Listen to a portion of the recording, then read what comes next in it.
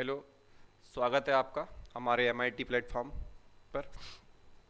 जैसे आप जानते ही हैं कि हमारा चल रहा था प्रोडक्ट टेबल, और प्रोडक्ट टेबल यानी कि आवर्त सारणी में कुछ चीज़ें हम समझ रहे थे। और हमारा क्या हुआ था, फसल भर आई, यानी कि हेलोजन फैमिली हमारी हो गई थी। इसको हेलोजन फैमिली बोलते हैं, ध्यान रखना। इसको क्या बोलते हैं हम? हेलोजन फैमिली भी बोलते हैं। इसके बारे में हमारा डिस्कस चल रहा था और हमने इसके बारे में बता भी दिया था कि इसमें जो पूरी लाइन है ये वाली FCl BrI80, ठीक है, इन सभी एलिमेंट्स का जो ऑक्सीकरण संख्या होता है, इन सभी एलिमेंट का, इन सभी तत्वों की जो ऑक्सीकरण संख्या होती है वो कितनी होती है भाई? -1 होती है, ठीक है। और हमने ये भी बात करी थी कि इनकी संयोजकता कितनी होती है? 1। आप जानते हैं कि ऑक्सीकरण संख्या में और संयोजकता में कुछ अंतर होता है। ऑक्सीकरण संख्या में और संयोजकता में कुछ अंतर होता है।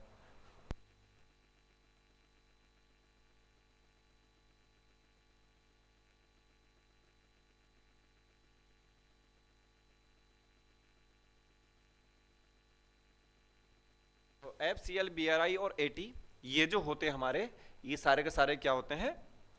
हेलोजन तत्व होते हैं। और इन हेलोजन तत्वों की संयोजकता इतना याद रखना है कि इन हेलोजन तत्वों की जो संयोजकता होती है वो 1 होती है, और इनकी जो ऑक्सीकरण अवस्था होती है वो -1 होती है। इस बात का आपको याद रखना है। और आपको ये भी याद रखना है कि इन तत्वों में जो ये वाला तत्व है, कौन सा वाला तत्व भाई? इन तत्वों में जो ये वाला तत्व है, ये फ्लोरीन, इस तत्व की पूरी आवर्त सारणी में, पूरी की पूरी पीरियोडिक टेबल में सबसे ज्यादा विद्युत ऋणात्मकता पाई जाती है। इस तत्व की क्या है भाई? सबसे अधिक विद्युत ऋणात्मकता होती है। मीन्स कहने का मतलब यह है, विद्युत ऋणात्मकता क्या होती है अब ये भी जानना होगा। देखिए साइंस में हर क्वेश्चन में क्वेश्चन कोड अप हो जाता है। पहले मैंने बताया कि सबसे अधिक विद्युत ऋणात्मकता क्या होती है, अब क्वेश्चन ये हो जाए कि विद्युत ऋणात्मकता क्या होती है। तो मेरे बच्चों, विद्युत ऋणात्मकता जो होती है, किसी भी तत्व की वो टेंडेंसी यानी कि वो क्षमता होती है जिसके द्वारा वो इलेक्ट्रॉन को किसी दूसरे तत्व से छीनते हैं। आप जानते हैं कि जो फ्लोरीन है, फ्लोरीन के आउटर मोस्ट शेल में 7 इलेक्ट्रॉन होते हैं, इसको 1 की जरूरत पड़ती है। तो ये जो अष्टक पूरा करने के लिए 1 इलेक्ट्रॉन को खींचेगा किसी न किसी अदर एलिमेंट से, तो उसको बोलते हैं हम इलेक्ट्रोनेगेटिविटी, यानी कि विद्युत ऋणात्मकता। क्या बोलते हैं उसको? इलेक्ट्रोनेगेटिविटी मीन्स विद्युत ऋणात्मकता उसको बोलते हैं। ठीक है भाई, उसके बारे में डिस्कस करते हैं हम। इनर्ट गैसेस यानी कि नोबल गैसेस की बात कर लेते हैं। ठीक है भाई, नोबल गैसेस की बात कर लेते हैं। पहले इसको याद रखने का तरीका देख लेते हैं क्या है।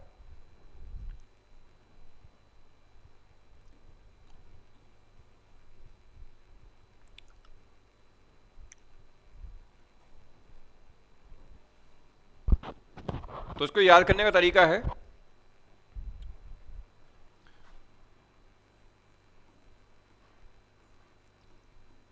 हीना, किसी लड़की का नाम है हीना, ठीक है, और करीना। करीना तो एक हीरोइन भी है, करीना कपूर, आप जानते ही हैं। आप में से कुछ लोग उसके फैन भी होंगे। हीना खान भी एक हीरोइन है, उसके भी 2-4 आप में से फैन होंगे, ठीक है। तो एक तो हीरोइन है हीना और एक हीरोइन है करीना, ठीक है। अभी थोड़ी देर पहले हम यहाँ कहाँ थे? ऐश्वर्या पर गए थे, ठीक है। तो यहाँ पर हीरोइन के फैन ज्यादा मिलेंगे, इसलिए मैंने सभी का नाम ले लिया है। तो ऐश्वर्या को छोड़ते हैं, आप कहाँ पर जाते हैं? हीना के पास। तो हीना और करीना जी हैं। अब इनको जब फिल्म इंडस्ट्री में काम नहीं मिलेगा तो ये रोएंगी, तो इसको बोलेंगे जी। हीना और करीना जी। बेटा अब कहोगे कि XE है तो जी क्यों बोल रहे हैं? XE को, इसका नेम है XENON। इसको हेक्सिनोन नहीं बोलेंगे, इसको हम जीनोन ही बोलते हैं। एक्स यहां पर एक्स की साउंड नहीं देता, जे की साउंड देता है जीनोन। इसको क्या बोलते हैं हम? जीनोन। इसलिए मैंने यहां पर लगा दिया जी। आपको रिप्रेजेंट करने के लिए एक्स का याद रखना होगा, लेकिन इसको बोलते हैं हम जीनोन। तो इसको बोलते हैं हीना और AR और KR मतलब करीना, XE मतलब जी, और RN से रोइंग।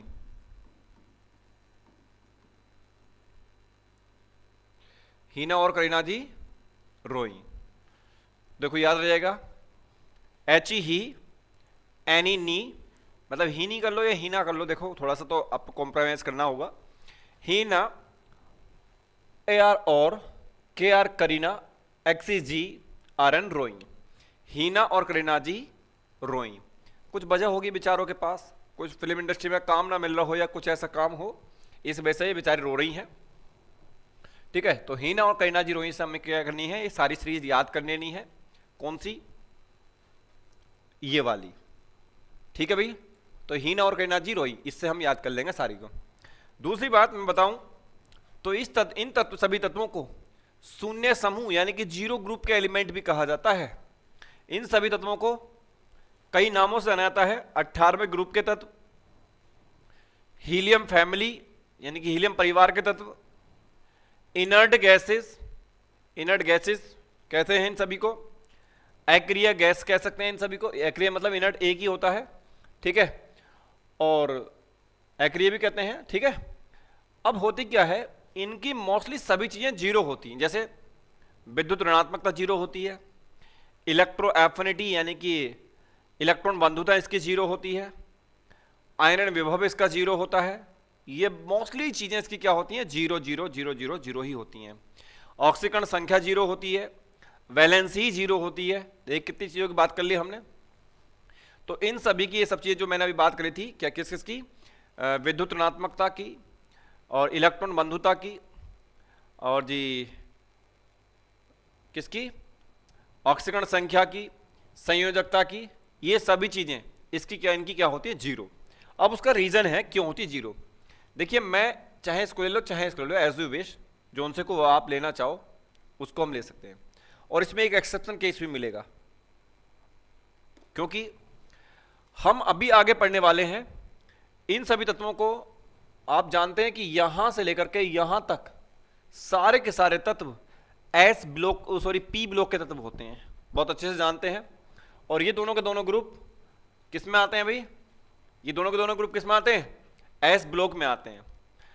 और मैंने आपको बताया था कि जिन तत्वों का लास्ट इलेक्ट्रॉन जिस उपकोष में प्रवेश करता है वो तत्व उसी ब्लॉक के कहलाते हैं, ये बताया था। अब देखिए यहां पर एक्सेप्शन देखने को मिलेगा आपको,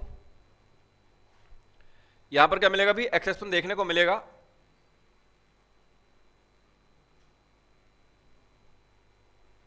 केमिस्ट्री बेटा अगर बात करें तो केमिस्ट्री एक्सेप्शन से ही भरी पड़ी है। मुझे लगता है कि ऐसा कोई सब्जेक्ट नहीं जिसमें इससे ज्यादा एक्सेप्शन केस हो। मतलब कहने का ये पहले अपना खुद रूल निकालेगा ये किसके अकॉर्डिंग करना है, और फिर जब ही 2 मिनट बाद देखोगे कि भैया इसमें ऐसा नहीं होता, बाकी सब में ऐसा होता है। ठीक है, ये सभी चीजें ये करती हैं, लेकिन वहीं थोड़ी देर बाद मिलेगा कि ये नहीं करता, बाकी सब करते हैं। ये वो करता है लेकिन ये नहीं करता, ये वो करता है लेकिन ये वो नहीं करता। तो इसमें हर जगह क्या मिलेगा, एक्सेप्शन केस मिलेगा। जैसे आप जानते हैं कि जो मेटल्स होती हैं, एक बार चल लेते हैं, यहां पर ये इधर वाली सारी मेटल्स हैं। आप जानते हैं कि मेटल्स जो होती हैं यानी कि धातुएं जो होती हैं वो क्या होती हैं, सामान्य ताप पर ठोस अवस्था में पाई जाती हैं। लेकिन वही आ जाओ हाइड्रोजन पर, हाइड्रोजन क्या होता है आपका, गैसेज स्टेट में पाया जाता है। फिर सेकंड थिंग बात करते हैं किसकी, ब्रोमीन, उसकी Hg मरकरी, ये भी आपका क्या होता है, लिक्विड स्टेट में पाया जाता है। और जबकि हम कहते हैं कि मेटल सॉलिड स्टेट में पाई जाती हैं। आगे समझ में। तो इस तरह से यहां पर कहीं ना कहीं हर जगह, कहीं ना कहीं क्या, हर जगह देखने को मिलेगा एक ना एक एक्सेप्शन केस, अपवाद देखने को मिलेगा यहां पर होता है। ठीक है नहीं। और आप जानेंगे कि जो नॉन मेटल्स होती हैं वो या तो क्या होंगी, सॉलिड होंगी या फिर गैस स्टेट में पाई जाएंगी। लेकिन यहीं पर एक एलिमेंट मिलेगा जिसको हम क्या कहेंगे, ब्रोमीन। क्या मिलेगा भाई, ब्रोमीन एक एलिमेंट ऐसा होगा जो नॉर्मल टेम्परेचर पर किस में पाया जाएगा, लिक्विड फॉर्म में पाया जाएगा। ये भी एक एक्सेप्शन केस होता है। तो बेटा कहने का मतलब ये है कि हर जगह आपको एक्सेप्शन देखने को मिलेगा। केमिस्ट्री के अंदर जो भी ये कहेगा कि ये 100% ये पूरी लाइन इस चीज को फॉलो करती है, मैं कहूंगा कि वो गलत कह रहा है। ठीक है, क्योंकि केमिस्ट्री के अंदर कुछ भी 100% तो हम कह ही नहीं सकते। बात समझ में आ गई भाई? कुछ भी क्या नहीं कह सकते, 100% हम नहीं कह सकते।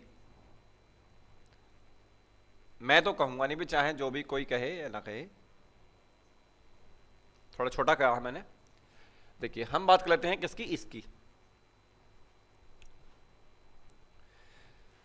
ये जो यहां पर, ठीक है। थोड़ा सा आगे चलते हैं। मैंने बताया कि ये सभी तत्व पी ब्लॉक के हैं, यहां से यहां तक के सारे तत्व क्या हैं, पी ब्लॉक के।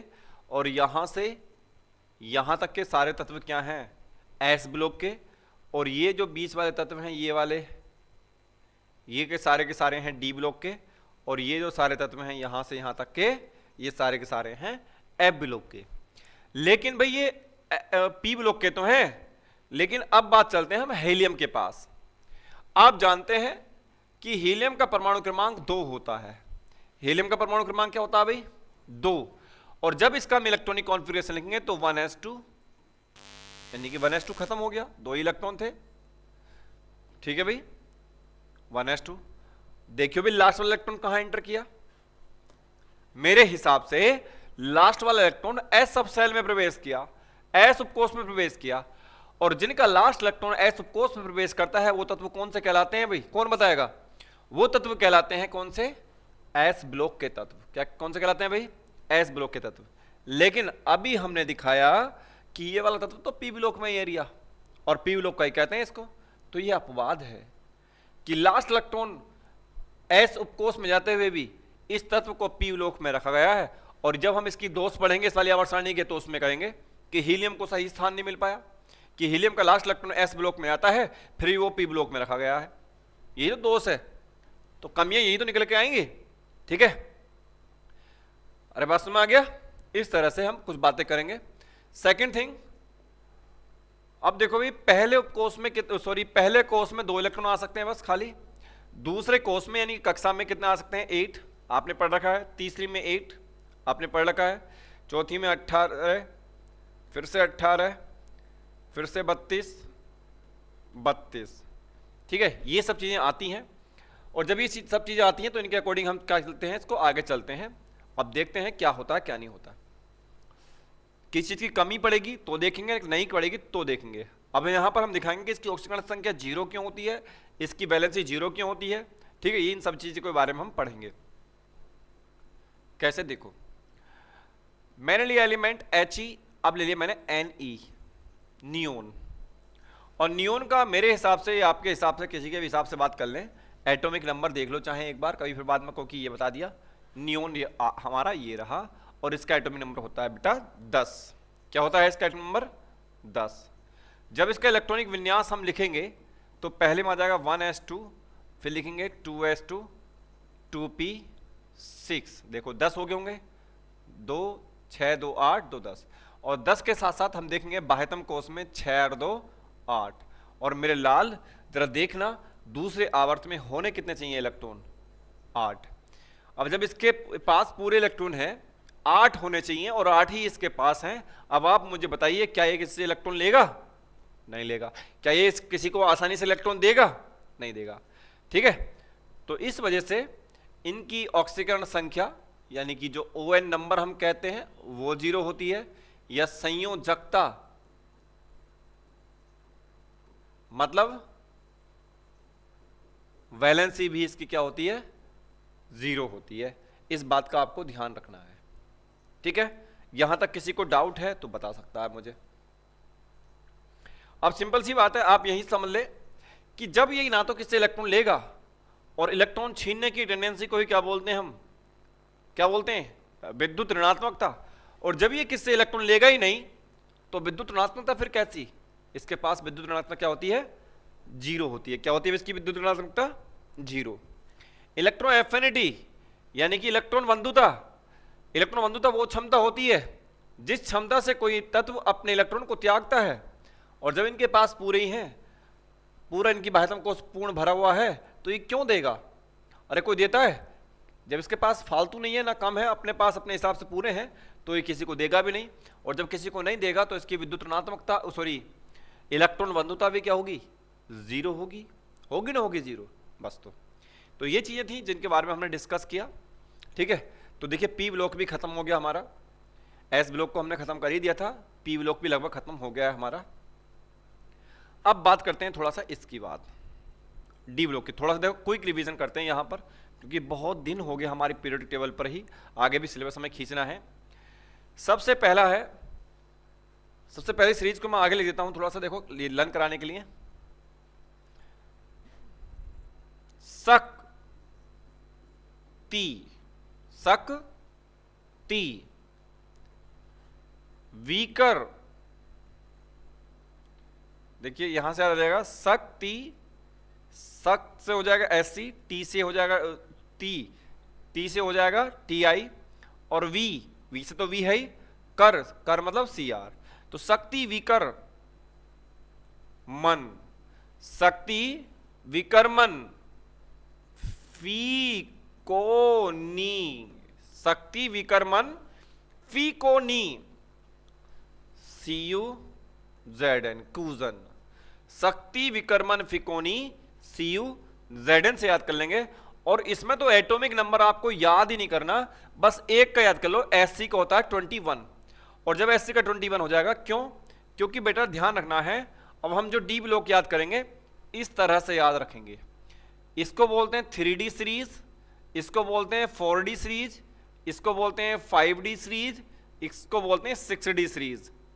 आपको जो आ सकता है ये तो 3D सीरीज के बारे में आ सकता है या 4D सीरीज के बारे में आ सकता है, इसके अलावा नहीं आएगा आपको, ठीक है। उसके बाद हम इसके बारे में डिस्कस करेंगे। तो क्या हो जाएगा भाई इस तरह से। अब ये डी ब्लॉक के तत्व हैं, जब ये डी ब्लॉक के तत्व हैं तो अब देखते हैं कि इनका लास्ट इलेक्ट्रॉन क्या डी ब्लॉक में जाएगा या नहीं जाएगा। क्यों, क्योंकि आप जानते हैं जिन तत्वों का इलेक्ट्रॉन जिस उपकोष में एंटर करता है वो तत्व उसी ब्लॉक के कहलाते हैं, एक्सेप्ट हीलियम। अभी बताया था, हीलियम का बताया था, तो हीलियम को उसमें इंक्लूड नहीं करेंगे। हीलियम का लास्ट इलेक्ट्रॉन एस उपकोष में जाएगा और एफ उपकोष में एस उपकोष में जाएगा, और जब एस उपकोष में जाएगा फिर भी वो एलिमेंट किसका कहलाएगा, पी ब्लॉक का, क्योंकि सारी इनर्ट गैसेस को एक तरफ रखा गया, वो इसलिए था, ठीक है नहीं जी। अब बात करते हैं, देखिए सक ती वी कर मन फी को नी सी यू जेड एन। देखिए इन सभी तत्वों को 3D सीरीज भी बोल देते हैं। 3D सीरीज इनको इसलिए बोल देते हैं क्योंकि इन सभी तत्वों का लास्ट इलेक्ट्रॉन डी सबसेल में तो जाता ही जाता है, डी उपकोष में तो जाता ही जाता है, उसके साथ साथ डी उपकोष भी कौन सा, 3D में ही जाएगा। ऐसा नहीं है कि 4D में एंटर कर जाएगा या 5D में एंटर कर जाएगा। इन सभी तत्वों का जो लास्ट इलेक्ट्रॉन है डी ब्लॉक के तो है ही, ये भी और अगला भी और अगला भी, ठीक है। तीनों सीरीज, चारों सीरीज ये डी ब्लॉक की है, लेकिन डी ब्लॉक में भी किस सीरीज की है, 3D सीरीज की कहते हैं। क्यों, क्यों इन सभी तत्वों का लास्ट इलेक्ट्रॉन यानी कि अंतिम इलेक्ट्रॉन किस में एंटर करता है भाई, अंतिम इलेक्ट्रॉन एंटर करता है किसमें, 3D सबसेल में, इसलिए इन तत्वों को 3D सीरीज के तत्व भी कहा जाता है। इन सभी तत्वों को ट्रांजिशन एलिमेंट भी कहा जाता है। इन सभी तत्वों को क्या कहा जाता है भाई, ट्रांजिशन एलिमेंट कहा जाता है। इन सभी तत्वों को डी ब्लॉक के एलिमेंट भी कहा जाता है, और डी ब्लॉक में भी ये जो स्पेशल मैंने अब लिखे हैं इन सभी तत्वों को 3D सीरीज के तत्व भी कहा जाता है। बहुत सारे नाम इसके आ जाएंगे। तो इसका नाम है, तो इसका एटॉमिक नंबर 21, 22, 23, 24, 25, 26, 27, 28, 29, 30। देखिए इलेक्ट्रॉनिक कॉन्फ़िगरेशन में सब इसका लिख कर दिखाऊंगा, बाकी सबका अपने आप करना है, क्योंकि भाई बहुत टाइम लग जाएगा बेटे, बहुत टाइम लग जाएगा आपको समझाने में, ठीक है। इतना टाइम हमारे पास है नहीं, एग्जाम सर पे आ जाएंगे, लेकिन मैं फिर भी स्लो चल रहा हूँ। क्यों, क्योंकि 11th देखिए बोर्ड एग्जाम तो नहीं है, इंटरनल एग्जामिनेशन इसके होते हैं, बट हमें जितनी नॉलेज 11th में मिल जाए वो कम ही कम है। क्यों, क्योंकि 12th का तो सिलेबस ही थोड़ा बहुत लेंथी भी है और उसको खींचने में ही बहुत टाइम लग जाता है, तो ये सारे बेसिक कॉन्सेप्ट वहां पर सिर्फ यूज किए जाते हैं, बाकी और कुछ नहीं होता। देखिए आप बाहु के नियम के अनुसार 1s2 क्या करेंगे भाई, 1s2, फिर करेंगे 2s2, 2p6, उसके बाद कहाँ जाएगा 3s2 में, फिर कहाँ जाएगा 3p6 में, फिर जाएगा 3D में जाना चाहिए था, लेकिन 3D में नहीं जाकर के कहाँ पहुंच जाता है 4s2 में। ठीक है, देखिए कितने इलेक्ट्रॉन हो गए भाई, 20 हो गए होंगे, 20 हो गए मेरे हिसाब से। अब कितने बचे हैं, 21। लास्ट वाला इलेक्ट्रॉन बचा, तो लास्ट वाला इलेक्ट्रॉन कहाँ एंटर कर जाएगा, इसमें। देखो भाई, बेशक अंदर वाली सेल में एंटर कर रहा है, तो कर तो लास्ट वाला ही इलेक्ट्रॉन रहा है।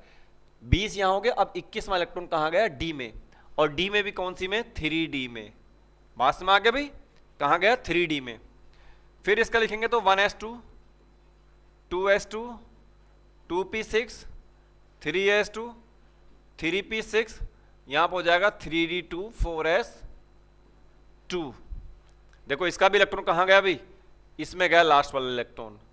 1s2, 2s2, 2p6, 3s2, 3p6, 3d में बाद में, उससे पहले कहां पहुंच जाएगा, 4s2 में। अब 3 इलेक्ट्रॉन बचे, वो जाएंगे इसमें। तो किस में एंटर किया लास्ट वाला इलेक्ट्रॉन, 3d में। सेम ऐसे ही यहां पर जाएगा 3d5 और 4s1। देखिए इसमें एक्सेप्शन केस होता है, मैंने बताया भी था जब सेकंड चैप्टर पढ़ रहा था, जब आप बहू का नियम कराया था, तो उसमें मैंने Cr का भी लिखवाया था और कॉपर का भी लिखवाया था। उसमें एक्सेप्शन होते हैं, क्यों, यहां पर बेटा ध्यान रखना है क्यों है एक्सेप्शन। यहां पर डी सबसेल होती है, ये डी सबसेल है, और अकॉर्डिंग टू रूल, यानी कि आप बहू के नियम के अनुसार इलेक्ट्रॉन यहां पर 4 आने चाहिए थे। और जब 4 फिल करेंगे तो हम यूं फिल करेंगे, 4 इलेक्ट्रॉन 4 और गलत हो गया, रुक जाओ एक मिनट।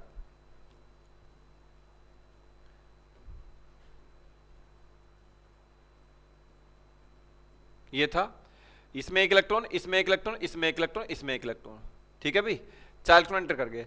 तो अब इसके पास एक इलेक्ट्रॉन खाली रह जाता है, 4 बाकी भरे हुए हैं। तो इसकी क्या है, एनर्जी इंक्रीज हो जाती है, ये एक्साइटेड हो जाता है। एक्साइटेड हो जाता है किसके लिए, जिससे कि इसके पास एक इलेक्ट्रॉन और आ जाए। क्या आ जाए अभी, एक इलेक्ट्रॉन आ जाए। क्लास लाइव चल रही है वाली।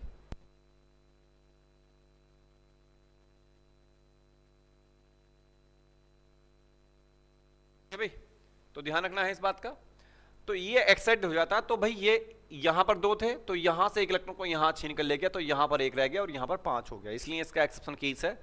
ठीक है, यहां पर भी सेम। अजी कुल मिलाकर के यहां पर 3d5 ही रहेगा, यहां पर 4s2 रह जाएगा, यहां पर भी 3d6 हो जाएगा, यहां 4s2 रहेगा, यहां पर भी 3d7 हो जाएगा, 4s2 हो जाएगा, यहां पर भी सेम 3d8, 4s2, यहां पर भी सेम 3d9 यहाँ पर 10 हो जाएगा और 4s1 हो जाएगा, और यहां पर भी सेम 3d10, 4s2 हो जाएगा।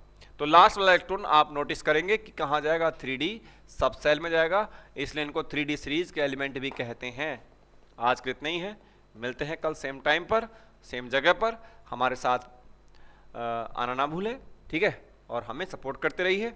आपका बड़ा बड़ा धन्यवाद होगा, बहुत बहुत बहुत बहुत बहुत दिल की गहराइयों से हम आपका स्वागत करते हैं अपने YouTube चैनल MIT क्लासेस में, एप्लीकेशन पर भी, टेलीग्राम पर भी। ठीक है, तो बने रहिए हमारे साथ, जब तक हम हैं तो फिर किस बात का गम है। ठीक है, थैंक यू।